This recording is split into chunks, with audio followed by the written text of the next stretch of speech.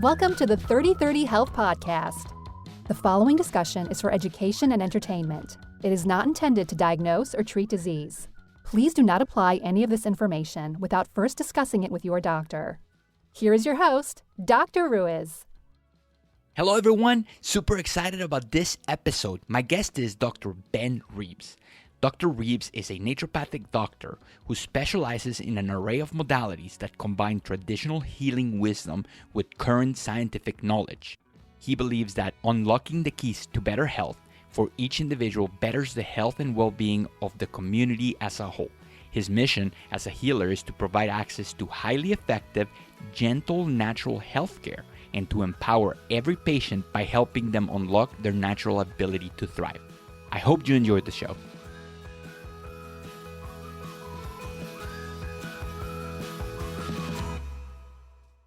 Hello everyone, super excited to be here with my friend Dr. Ben Reebs. Ben, how are you, man? Doing well, Dr. Ruiz. How are you doing today? Doing awesome. It's been a while since, we saw each other last year at A&P in your hometown, and, we went out for a couple of dinners and we had so much fun, and it's about time you booked for the podcast, man. Thanks for having me, Guillermo. For anyone out there, that's not familiar with your work, what's your hero story? How do you go from, being a civilian, deciding to go to naturopathic medical school to trying to make a change in the environment? Yeah, that's a great question. I think for me, I tried so many things early on in my early 20s, Guillermo, just different professions. So I did like corporate marketing and sustainability. I started a couple of companies. I was a head cook and a head baker at a very famous retreat center called S01E08. I did basic jobs. I got my degree in linguistics and was studying computer science. I was trying to find what would make me happy. But this thread of sustainability, of health and wellness, just ran through everything that I did. And it wasn't until I was about 26 or 27 years old that I found naturopathic medicine. And once I learned about what it really was, I just fell in love. And I knew within about a year that I'd go to naturopathic medical school and become an ND. What is it about naturopathic medicine that interested you? Yeah, for me, so I was raised differently than most. I was raised and homeschooled off the grid completely in the Pacific Northwest woods. I would pump all of my water by hand. We had no running water, no electricity from the age of 7 to 20. So I was basically like living like Little House on the Prairie meets, the Swiss Family Robinsons meets Mosquito Coast. I mean, my life, I grew up in the woods and I've always been very close to nature. And then I've got a lot of family who are doctors and nurses. For example, my uncle is a very well-known doctor in Seattle. So I grew up around these people in my family, and I always had an interest in medicine, but I didn't necessarily want to go the conventional route. And so the fact that with naturopathic medicine, we learn herbalism, nutrition, a lot of physical medicine, all of these things that I've always loved, on top of all of the basic conventional allopathic things. And so bringing those two together and then being a primary care provider, being able to serve people in Portland, Oregon, I mean, it's just a dream come true. I love it. It's very exciting when you can, put common sense, things that make a lot of sense in your head, into action. Because as we can see with the pandemic that we're experiencing, one of the biggest concerns is people that have pre-existing conditions. And these pre-existing conditions are multifactorial diseases of civilization. Like things like hypertension, diabetes, things that could be avoided, but because of the way that we live, because of the environment that we have, we are deviating from that state of homeostasis that our body wants to be in. These multifactorial things cannot be cured with a pill. They cannot be cured with a shot. They need to be kind of unspooled and peeled back like an onion to try to get back our body into homeostasis. Oh, it's so true. I read a report recently by the World Health Organization. They estimate 157 million Americans will have multi-morbidity, as you call it. Hypertension, diabetes. 157 million Americans by 2020, which of course we're right here in 2020, and that's a big risk, right? As you're talking about with COVID-19. It's insane, and the current model of medicine that we have is very reactionary, meaning that if someone has high blood pressure, if someone has high glucose in their blood, you end up trying to give someone a medication and not understanding what the root cause of the problem is. Can you tell us a little bit about your book? Yeah, so my book is called The Serpent and the Butterfly: The Seven Laws of Healing. And it was released on World Health Day, April 7th. This is a very small little book. It's about 100 pages, and you can read it in about an hour and a half. And after about 3 years of research and reading everything that our forebears have written, I've read it all. I found that there are seven laws of healing in the body. And so there's nothing new in this book. I didn't invent any of these laws. But basically, I wanted to put these seven laws into one book, just like Deepak Chopra's The Seven Spiritual Laws of Success. I wanted to have the seven laws of healing in a tiny little accessible book, an inspiring and uplifting book, and that actually explains our medicine in practical terms with practical tips backed by evidence-based medicine. And so that's what this book really is. So, I'm going to put you on the spot now. What are the seven laws? Yeah, so the seven laws are pretty straightforward. The first law is the law of vitality. The second law is the law of disease. The third law is the law of cure. The fourth law is the law of compensation. The fifth is the law of resonance. The sixth is the law of synergy. And then finally, we have the law of intention. It's pretty comprehensive, because you're hitting on more conceptual themes than what we are usually used to. Like, for example, instead of you saying, okay, you got to have clean water, clean air, and a good diet and exercise, you're flipping it a little bit on its head and you're talking about what surrounds those concepts. So like, for example, your first law, like. Yeah, so the law of vitality, I mean, this is the V's, right? Or the vis medicatrix. It's the fact that the body has an innate ability, which is ordered and intelligent, to heal itself. And when we realize that we can facilitate and augment this healing ability, we can align with the laws of nature. Yeah, and that's what we talk about when we talk about our bodies being designed to function properly.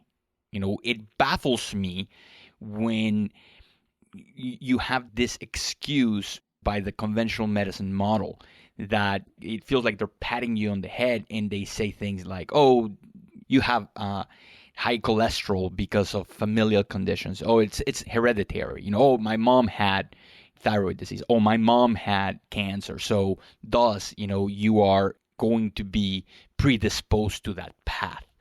When in reality, that's an aberration.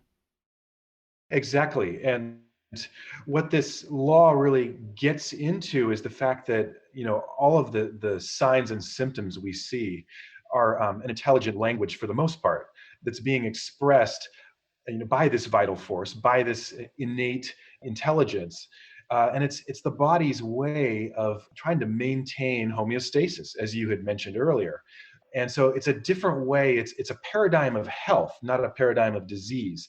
We begin to see disease as an expression of imbalance and not, some mistake the body made. Although, the research does show that there is perhaps an error rate on the part of Mother Nature. We don't have that exactly defined, but Mother Nature isn't perfect. There are some mistakes that can be made along the way, but the majority of the symptoms that we see in the clinic are an expression of the body's ability to try to maintain balance. And so instead of suppressing these symptoms, we can support the vital force and work with this wisdom in order to perhaps get the body back on the right track, right? Well, I would argue with you, and I think that, Mother Nature, Gaia, evolution, whatever you call it, is perfect. And you're trying to, achieve entropy, and every single mutation that causes cancer, every single time, there's an earthquake, we might not like it, as humans, they bother us. People overeating sugar and living in a toxic environment, creating diabetes, that's not cool for us, but that's the way the program is being executed. So, I don't like to talk about the evolutionary errors, maladaptations. We don't have maladaptations. We have adaptations that we don't like, meaning that it is not convenient to have high blood sugar, but guess what, that is how the code was written, and that's how it's being executed. There's so much truth in what you're saying, and of course I was mainly speaking to those skeptics. I'm more in line with what you're saying. It's interesting because this bleeds right into the second law, the law of disease. And back in Henry Lindlar's Nature Cure, created in 1914, probably the main masterpiece underpinning our profession. He was a medical doctor and a naturopathic doctor.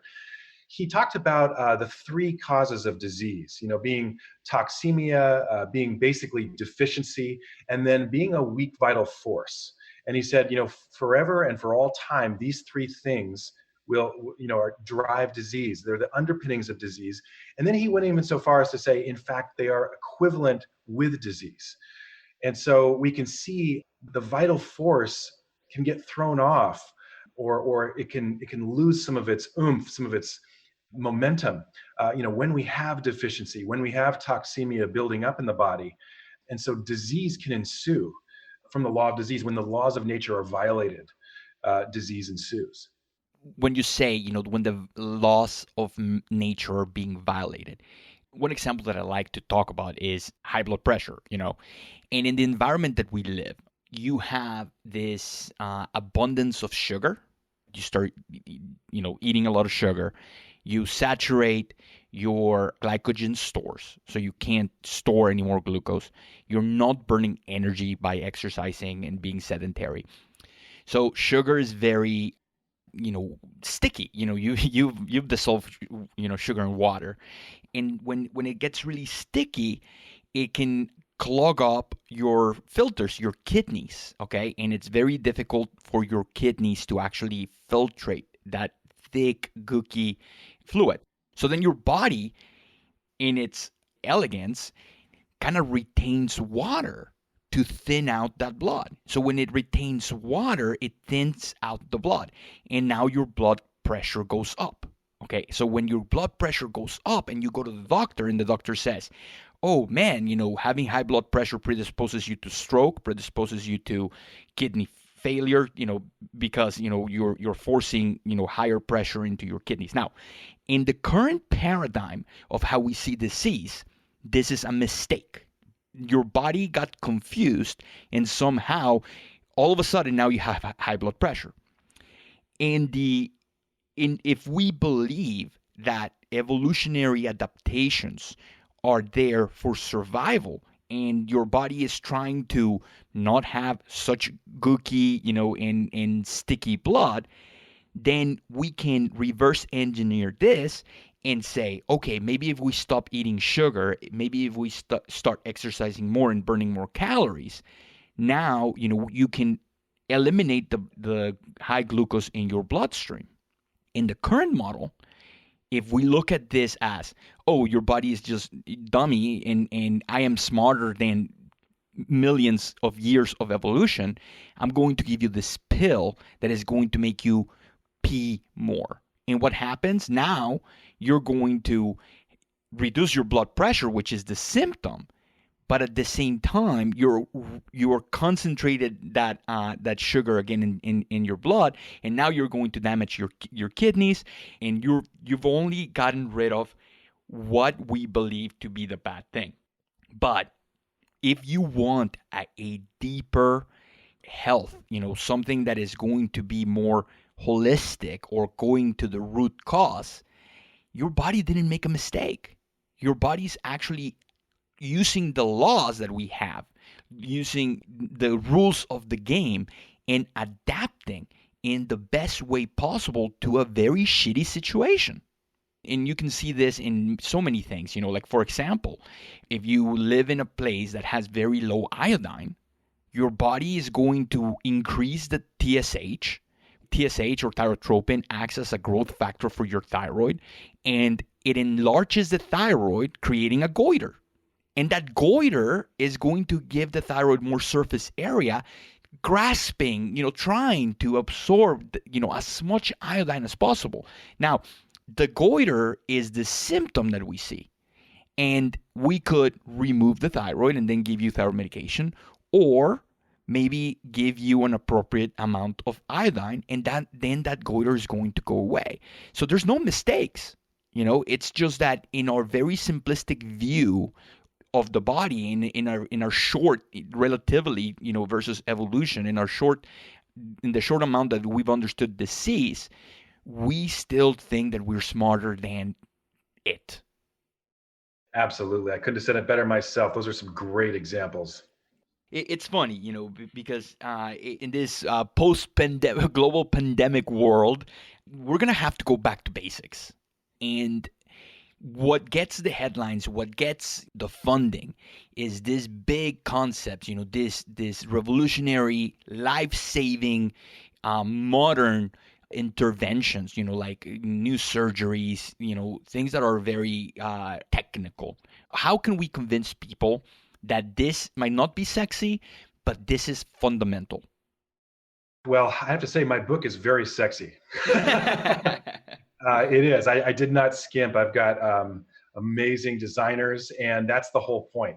I think that I've been hearing this perspective for so long, no one really cares about vitalism or whatever, and I didn't even use the word vitalism once in this entire book, even though this is pure vitalism in a sense, right? It's believing in the vitality of the body. And so as far as what you're saying, I mean, the thing is that all of the doctors and healthcare practitioners that are the busiest in this country, they're all the ones who are practicing this way, Guillermo. When I went to school at NUNM in Portland, all of the busiest shifts at the clinics were all run by the doctors who practice this way. The people we seek out, the ones whose books we read, they all practice this way. So I think it's just a matter of letting people know, and then the language has to be updated. It has to be modernized. Because using outdated language that is divisive, it just isn't going to work. What kind of concepts do you think that with the founding fathers of naturopathic medicine, what kind of things were they using that you think that have fallen out of style and we need to be incorporating now with how times are changing and how health will be completely changed in the next couple of years? Yeah, I know this can get a little philosophical, but it obviously goes back to treating the person, not the disease, right? Treating the person with the disease and not just the disease. And so we have to be experts in health as well as disease, right? We don't need to just be disease specialists, right? And so I think that's where these laws really they're reminders of kind of getting back to the roots. And I think that naturally we could just kind of go through the other laws because it kind of gets to that point. I'll just jump into those really quickly and maybe just give you a quick summary of them, and then we could laser in on any of them we want to. The next law is the law of cure, and this one is probably the least scientifically based in a sense because it's easy to see clinically, but it's difficult to produce randomized controlled trials to prove or disprove it. But it's this idea we get from Constantine Herring, the medical doctor, who discovered that disease resolution proceeds in four main ways, right? From the outside in, from the top down, from the most important to the least important organs, and then generally in the reverse order of the symptom of occurrence. The fourth law is the law of compensation, and you and I have touched on this a little bit, this idea that everything we do to the body, every drug we take, produces side effects, right? It produces a primary effect, and then it also produces a secondary effect, which we also have to study. You mentioned this a little bit with your hypertension example of seeing how the kidneys can be thrown off by eating sugar or by taking a medication like an antihypertensive. And before you continue, this happens also with natural supplements. Absolutely. This is not exclusive to pharmacological agents. Yep. And that's one thing that, that I'm very careful with, because, like, for example, doing high doses of antimicrobial herbs, because they're natural, they can have an effect on your biome. They can have an effect on your clotting, on different things, So even if it's natural, that does not mean that it's without that side effect. Exactly. I agree 100% on that. That's such an important point you bring up because herbs can be used allopathically, right? They can be used to turn symptoms off as opposed to addressing the root cause. I mean, you could take all the red yeast rice in the world for, high cholesterol, but if you're not addressing the underlying cause of the high cholesterol in the first place, the person's not generally going to get better. And I love to use the analogy of driving my car from Portland to Seattle. If my check engine light comes on, what do? Do I just snip the wire in the dashboard and just say, you know what, this is annoying, I'm going to keep driving? Or do I actually pull over to a mechanic's shop, have the mechanic look under the hood? Because the thing is, if I keep driving, eventually my car is going to die, right? The reason our symptoms come on is for a reason. I mean, the reason we get a migraine, the reason we get elevated heart rate, the reason I get a rash on my chest, these all happen for a reason, and we have to look under the hood. We can't just snip the wire, so to speak, with a drug or a supplement. That's such a core concept. And not to say that using supplementations or pharmacological interventions or surgery or any of these things, any of these modalities, when used at the correct time for the right reason, they are life-saving. If you have someone that has uncontrolled hypertension and uncontrolled hyperlipidemia, and you say, well, we're going to change your diet, and I'll see you back in 3 months, they might stroke out. So you have to do something in the meantime. With the philosophical knowledge or the art of medicine, and your philosophical principles and your philosophy of practice being that you want to uncover the underlying cause. So you might put him in a little bit of high blood pressure medication to prevent a stroke. You might give him a little bit of red yeast rice to help with their cholesterol level. And you might put them on a paleo diet, with whole foods and a lot of nutritional density while we work in the other acute stuff, with always having an eye of taking them off of those medications. Absolutely. And this really gets right back to that law of disease, there being a triangle of health, this triangle between toxemia, deficiency, and a weak vital force or weak vitality.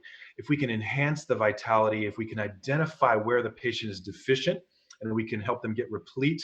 And then if we can identify where they're toxic, where there may be toxemia building up, and that can often be even just from the sequelae of inflammation, right? The inflammatory cascades of cytokines driven by inflammation can lead to a little more toxemia or toxicity in the blood.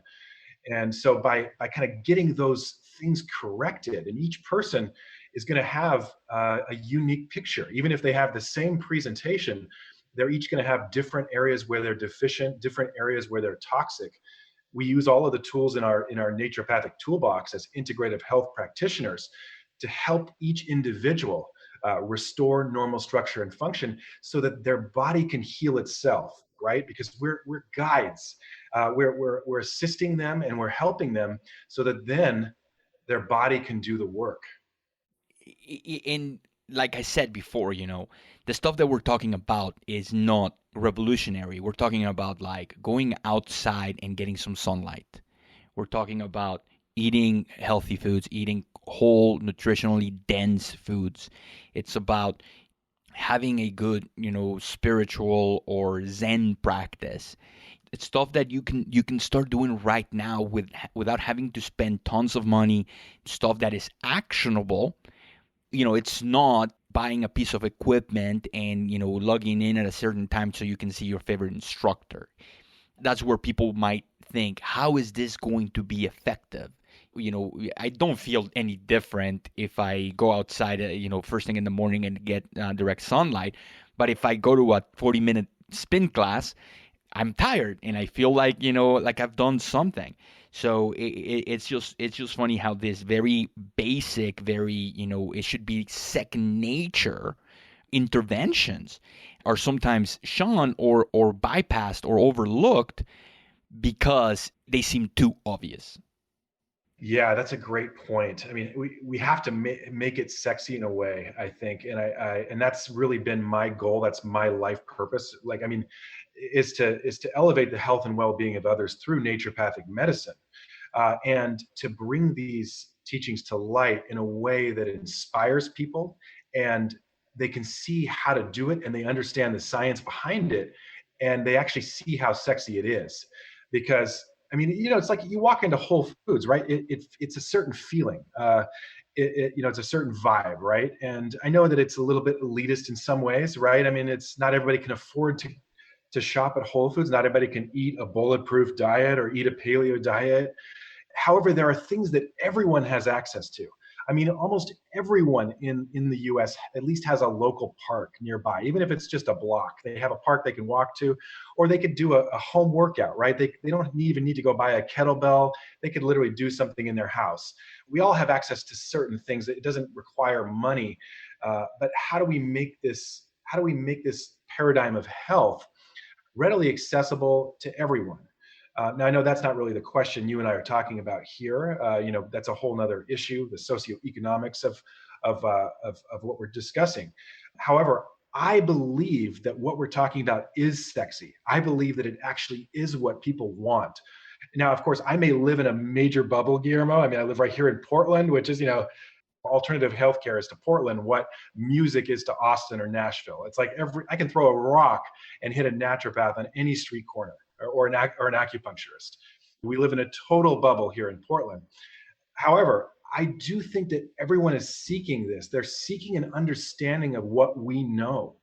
People want to know what's behind this. They're drawn to it. I think this health movement and with social media and with the ability of having, like before and after pictures and disease resolution and, these concepts that seem pretty, low key or very introductory have gained a lot of momentum. I'm sure you've read Nature Doctors. Yes. I remember before I started school, I decided to read Nature Doctors, which is like a history of naturopathic medicine, and in each chapter is a different doctor. And I remember reading chapter by chapter and being like, "Oh, I want to be like him. Oh, I want to be." Who was your favorite nature doctor? That's hard to say. Two of my favorite are Dr. Zeff and Dr. Tish, Dr. Letitia Dick Cronenberg. I mean, they're still alive. I wish I would have met Father Knipe, Father Sebastian Knipe. My wife and I recently went to Bavaria and visited, his old grounds and stumbled through. And I love hydrotherapy, but yeah, Father Knipe would have been a very interesting one to meet. What about you? I'm a big fan of Wrigley. Oh yeah, Yeah, yeah. and the reason why is that I remember reading it, and he was all about sun, and sunning, and and then the other thing is that there's always been like this kind of like carnal thing, when it comes to eating meat. So he had tried going vegan, and his health deteriorated. And then he started eating meat, and then he incorporated Helios, which is the sun, and then he started feeling better. So it's like I call him, the first OG paleo naturopath. So, so yeah, so I'm a big fan of Wrigley. That's awesome. Yeah, I mean, I'd mentioned to you this theme of like, tech meets old school proven methods. And I think, we're all in love with tech, right? I mean, like I love MTHFR and, epigenetics and bulletproof, and and all these cool things, right? It's awesome. And yet I think that there's a movement, a return of kind of old school proven methods. And I think that when the two come together, that's when you really have the magic. The stuff that that we've talked about, like for example, hydrotherapy, and sun tanning and paleo or whatever.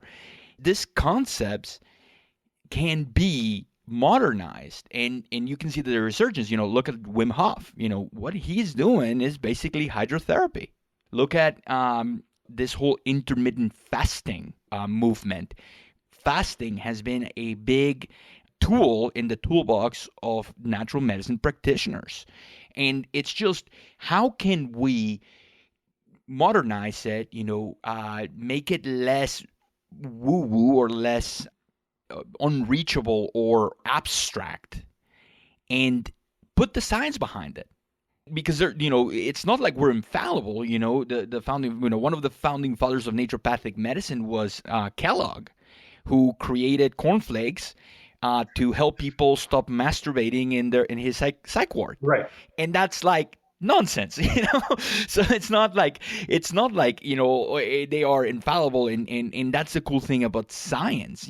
As evidence comes in, we can make a decision on what works, what isn't working, what's too much, what's too little, and how to improve on these methods.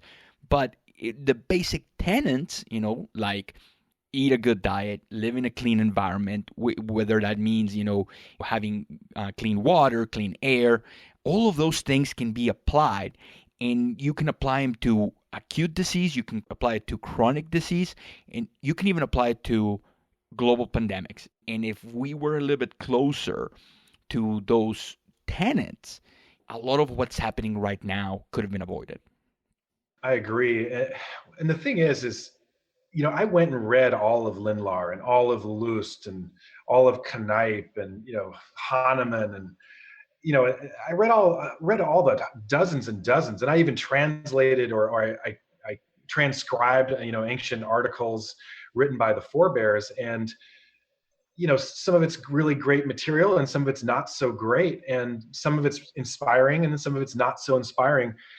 I mean, I had to read thousands and thousands of pages, most of them written by these, Germanic white men, 100 years ago. And then I found these themes, right, running through what they were saying. And I distilled what they said, which of course came from before them. It came from other sources as well, not just from, Germany, came from other traditions. And they even echoed things that had been said in, Ayurvedic and Chinese medicine and so on. But I took everything and then I modernized it and put it into this book, because I literally wrote this book first and foremost for my 20-year-old self. If you would have handed the 20-year-old Ben Reebs this book, the 7 Laws of Healing, it would have completely changed my life. I wouldn't have had to go and read Nature Doctors and read Nature Cure and read My Water Cure, and all of these esoteric books that are very difficult to understand. I mean, let's be honest, and they're very boring, a lot of them, some of them are great, but first and foremost, I wrote it for myself. I know that sounds selfish, but I'm hard to please when it comes to books. And I love all the functional medicine books. I love Terry Walls, and I love Jolene Brighton and Isabella Wentz, and, Peter Diadamo and Dave Asprey and all these amazing people that, that we both follow. I love these people. But I feel like I wanted to put together a book from a naturopathic doctor that really honored the roots of our medicine and really gave voice to it in a modern way, kind of like Ben Lynch is doing with epigenetics. I mean, I love Dirty Genes. What a great book that is. I wanted to do that for the roots of our medicine in a very simple read that anyone can understand. You don't have to go spend $400,000 worth of med school and read through thousands of these books written by German white men in 1900 to understand it, right? To get it. And then it's backed up. I cite at least 200 studies in here, because it's like without studies, what is any of this worth? What we see clinically is so important. That's also a type of evidence, just like research. But, the research is really important. And that's just to make sure that we're grounded in truth, because if you're not grounded if you're not grounded in truth, then what does it matter? Exactly. Well, Ben, this has been an amazing conversation. Where can people find you? How can people get your book? What are your social media handles? Yeah, so you can just go to drreebs.com. That's D as in dog, double R, double E, B as in boy, S as in Sam.com. Or you can use that same handle on Instagram, Dr. Reebs. You can also just type in Ben Reebs to find me online. And my book is available everywhere. It's available on Amazon, available on Barnes and Noble.